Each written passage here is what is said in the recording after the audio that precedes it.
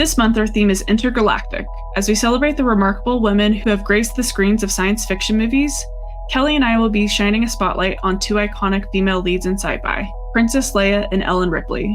However, let's take a moment to reflect on the journey that brought us here and who paved the way. In the early days of cinema, particularly within the realm of science fiction, women often found themselves relegated to the sidelines, serving as side characters rather than the central figures driving the narrative forward. Then, in the pivotal year of 1968, amongst the release of what many consider, and myself, the greatest sci-fi film of all time, 2001: A Space Odyssey. In the same year, another groundbreaking film emerged, Barbarella. Barbarella psychedelic. Jane Fonda stars as the titular Barbarella, directed by her then husband Roger Vadim, based on the French comic book series of the same name. Barbarella takes us on a journey where she embarks on a mission to find and stop the evil scientist Duran Duran. Yes, inspiring the name of the band Duran Duran along the way. Barbarella is completely naive, genuine, and sweet in performance and character. Along her journey, Barbarella encounters a colorful cast of characters and engages in various sensual escapades, including a very memorable encounter with the excessive pleasure machine. Yes, a machine designed to kill by orgasm. While Barbarella's strength is creating a groovy, psychedelic atmosphere over a cohesive storyline, its unabashed portrayal of sexuality remains one of its most enduring aspects.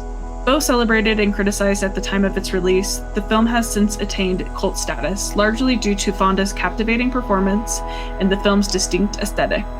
It's a fun film to watch, especially for the production design, music, and did someone say costumes? Something about Barbarella is she doesn't wear these outfits to seduce, but she rather wears them to look and feel fabulous. This film will take any point to have her do an outfit change, which I'm living for.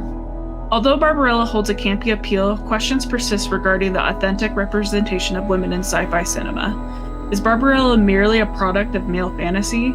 Or does she embody a more complex portrayal of femininity? Perhaps she embodies both, serving as both a symbol of beauty and a medium for silly entertainment. As I described in my Letterboxd review, a horny space comedy fashion show, this is pure camp with whimsical set designs and groovy 60s music throughout. Loved Jane Fonda's performance and energy as Barbarella. The story is quite convoluted and mostly nonsensical, but it's a fun time. Despite initial reviews, Barbarella has gained a cult following over the years, with many appreciating its campy charm and subversive take on sexuality. Jane Fonda's portrayal of the iconic character continues to captivate audience, solidifying Barbarella as a cult classic. There's been talks of a potential remake with Sydney Sweeney, rumored to take on the iconic role. I'm very curious to see how a modern interpretation could reshape the narrative through a feminist lens. I would kind of imagine it might be like Poor Things, but intergalactic style. This film really truly feels like a missed opportunity to make it a truly feminist film, so I think a remake would be really cool to explore. So I hope it happens. I appreciate Barbarella and her spirit, and she's somebody who led the way, but I'm so glad we did get characters like Princess Leia and Ellen Ripley afterwards, and I hope we continue to see more leading ladies in sci-fi. I did want to talk about something quite amazing that has come from Jane Fonda. She's one of the founders of the Women's Media Center. The Women's Media Center is an American nonprofit women's organization that was founded in 2005 by Jane Fonda, Robin Morgan, and Gloria Steinem. The Women's Media Center works to ensure women are powerfully and visibly represented in media, with the mission to continue to diversify media in its content and sources so that stories and perspectives of women and girls are more accurately portrayed. Jane Fonda's involvement with the Women's Media Center further underscores the film's legacy, highlighting the ongoing efforts to ensure women's visibility and representation in media.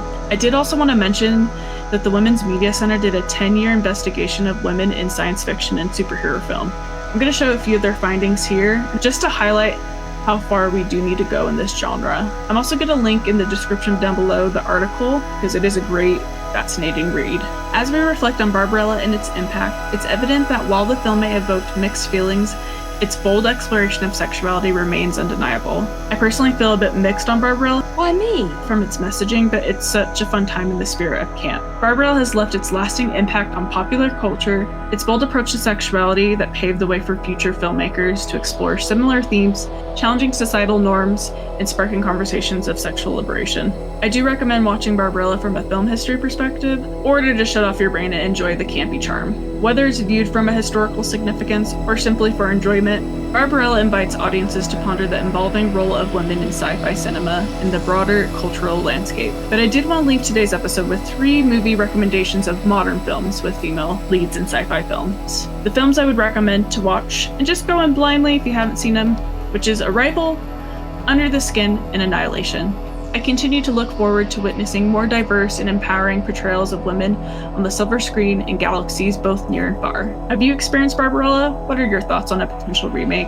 Share your favorite sci-fi films featuring female leads in the comments down below. Thank you for watching, and if you're new here, don't forget to subscribe, like, and comment. And until next time, everyone, stay magical.